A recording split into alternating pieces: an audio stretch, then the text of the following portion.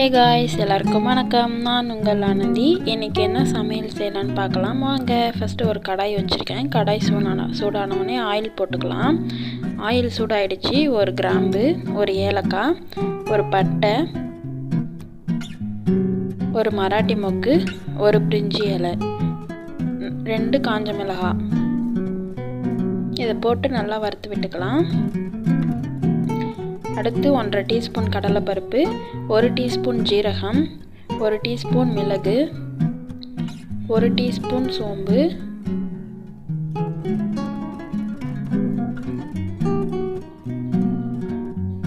இதெல்லாம் சேர்த்து நல்லா வறுத்து விட்டுக்கலாம்.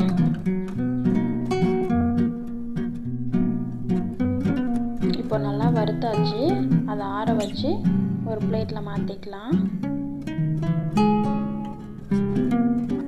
பாருங்கள், இப்போ நான் ஒரு பிளேட்டில் மாற்றிட்டேன். அடுத்தது அதே கடாயில் கொஞ்சம் ஆயில் விட்டுக்கலாம். ஆயில் சூடாயிடுச்சு. இதில் 3 பச்சை மிளகாய் கீரி போட்டிருக்கேன். 4 பெரிய வெங்காயம் அதையும் சேர்த்துக்கிறேன். இது நல்லா வதக்கி விட்டுக்கலாம்.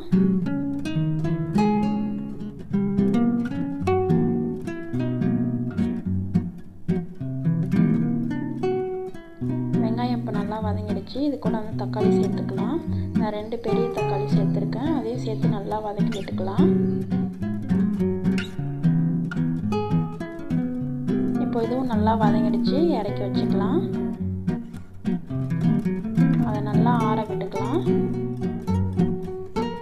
அது ஆறுற வரைக்கும் நம்ம ஒரு மிக்ஸி ஜார் எடுத்து நம்ம மசாலாவுக்கு வறுத்து வச்சுருந்த அந்த ஐட்டத்தெல்லாம் சேர்த்துக்கலாம். சேர்த்து இதை நல்லா அரைச்சி எடுத்துக்கலாம். ஒரு மசாலா பதத்துக்கு அரைச்சி எடுத்துக்கோங்க. அடுத்தது ஒரு கடாய் வச்சு அதில் ஆயில் விட்டுக்கிறேன். அதில் கொஞ்சம் கடுகு, 1/4 டீஸ்பூன் பெருஞ்சீரகம், ஒரு பட்டை, ஒரு பிரிஞ்சி இலை,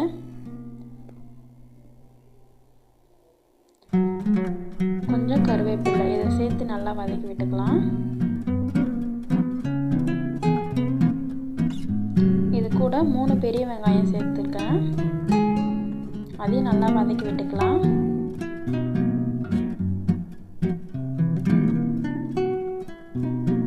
வெங்காயம் நல்லா வதங்கினோடனே 2 சின்ன தக்காளி எடுத்திருக்கேன். அதையும் சேர்த்து நல்லா வதக்கி விட்டுக்கலாம். இது கூட 1/2 டீஸ்பூன் இஞ்சி பூண்டு விழுது சேர்த்துக்கலாம். சேர்த்து நல்லா பச்சை வாசனை போகிற மாதிரி வதக்கிக்குங்க.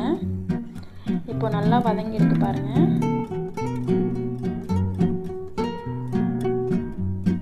இது கூட நம்ம வெங்காயம் தக்காளி வதக்கி அரைச்சி வச்ச பேஸ்ட்டை இது கூட சேர்த்து நல்லா வதக்கி விட்டுக்கலாம். பச்சை வாசனை போகிற மாதிரி வதக்கிக்கலாம். இப்போ நல்லா வதங்கிடுச்சு. இது கூட நம்ம சிக்கனை சேர்த்துக்கலாம்.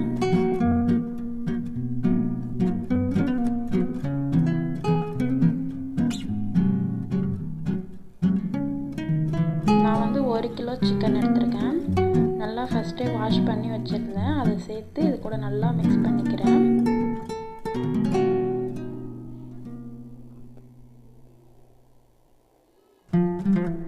இது மாதிரி நல்லா வதக்கி விட்டுக்கோங்க. சிக்கனில் அந்த பேஸ்ட்லாம் நல்லா மிக்ஸ் ஆகிற மாதிரி கிண்டி விட்டுக்கலாம்.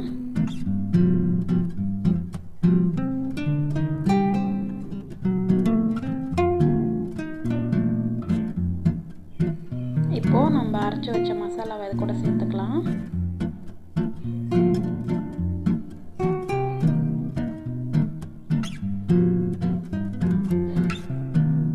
சேர்த்து நல்லா அந்த மாதிரி கிண்டி விட்டு மூடிக்கலாம். மூடி போட்டு கொஞ்சம் நேரம் கழித்து திறந்து இப்போ நல்லா அந்த வேர்வை தண்ணியில் நல்லா மசாலாலாம் சிக்கனில் ஏறி இருக்கு பாருங்கள். இது கூட இப்போ தேவையான அளவு தண்ணி சேர்த்துக்கலாம். இப்போ தேவையான அளவு உப்பு, தேவையான அளவு காரத்துக்கு ஏற்ற மிளகாத்தூள் சேர்த்துக்கலாம். 1/4 டீஸ்பூன் மஞ்சள் தூள் சேர்த்து இதை நல்லா கிண்டி விட்டுக்குங்க.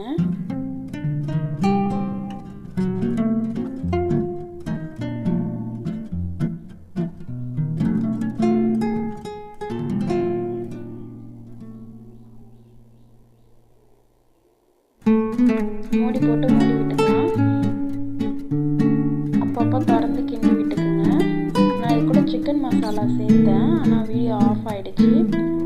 நீங்கள் சிக்கன் மசாலா சேர்த்துக்கோங்க. கிண்டி விட்டு திரும்ப மூடி போட்டுக்கோங்க. இப்போ குழம்பு நல்லா கொதிச்சு வந்திருக்கு பாருங்கள். இப்போ நான் இறக்கிக்கிறேன். இது கூட புதினா கொத்தமல்லி வாசனைக்காக கொஞ்சம் சேர்த்துக்கலாம். ஓகே, இப்போ எங்கள் வீட்டில் சிக்கன் குழம்பு ரெடி. எங்களோட குழம்பு